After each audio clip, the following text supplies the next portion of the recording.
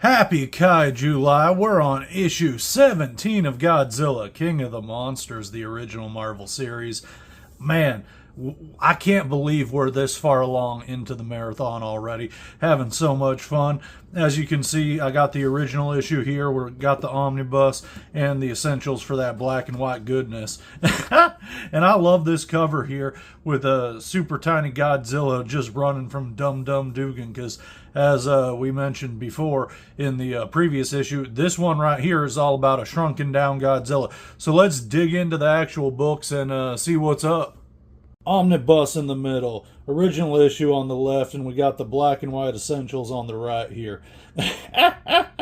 Not too much of a difference between the colored covers there, but let's dig into the interior. So yeah, the interior colors, there's a big difference between the reprint omnibus and the original issue, and of course the black and white. But man, that looks good, and we always kick off with a really cool splash page for this series, and Herb Trimpe is just killing it on the art. Although I question Doug Moench right here as far as introducing Godzilla grazing. It just seems uncharacteristic for how we know him, but it definitely sets him apart and shows him on a peaceful path. Because otherwise he would be scary, and what kind of things could he be eating, you know what I'm saying? And look at those teeth.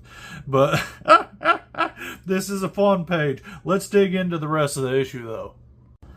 But Godzilla's getting a full belly there, so now he needs a nap. He's been powering through things the past couple days, and he's tuckered out. But meanwhile, we catch up as the Behemoth helicarrier is landing over to where all the commotion was the past couple issues, and our shield fellas catch up with all the ranchers to see what was going on. And I love how Doug Moench does this bit here where we start with them catching up and talking, but then he says, we already know what's going on with all that, so why bother rehashing that when we can see what's going on inside the helicarrier? And that's when we get a bit of an update with our cast here. So we got Jimmy and Tamara there, just kind of talking. They're feeling so bad about how Robert's doing, what with Red Ronin being decapitated the last storyline, and you know, he had that psychic connection with the bot, so he's feeling terrible.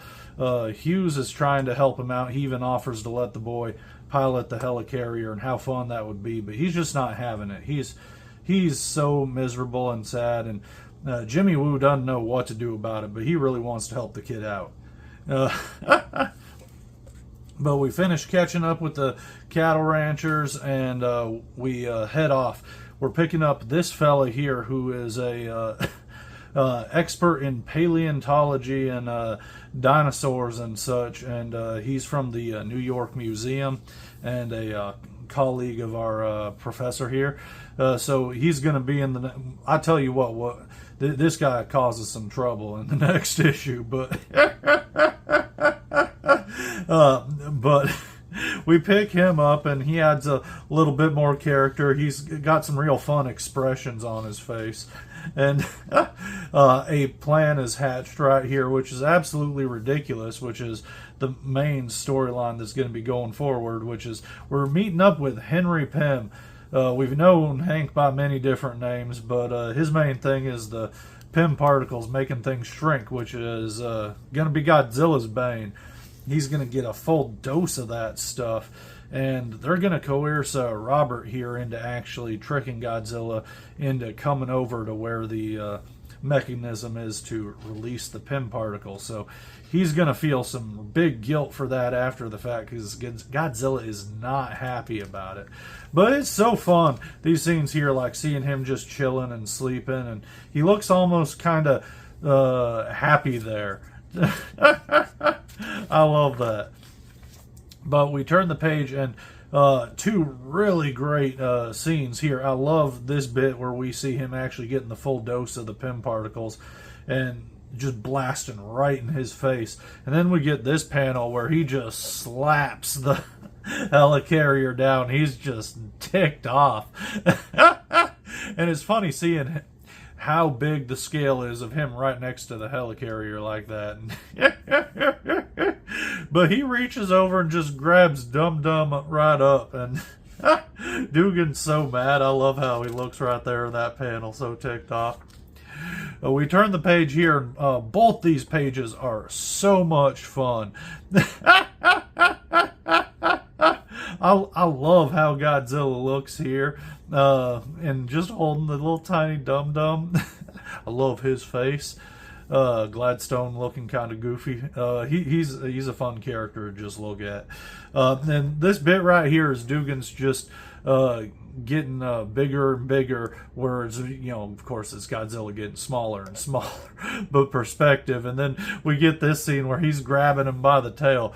So funny. In fact, we should take a look at that in a different format just to check it out. So there it is in the original comic book. And here we got both those pages in the black and white essentials. Yeah, that looks really cool. And while I got this out, let me show you. There's this fantastic ad in the middle of the comic book with Dr. Doom, and it's all about milk duds.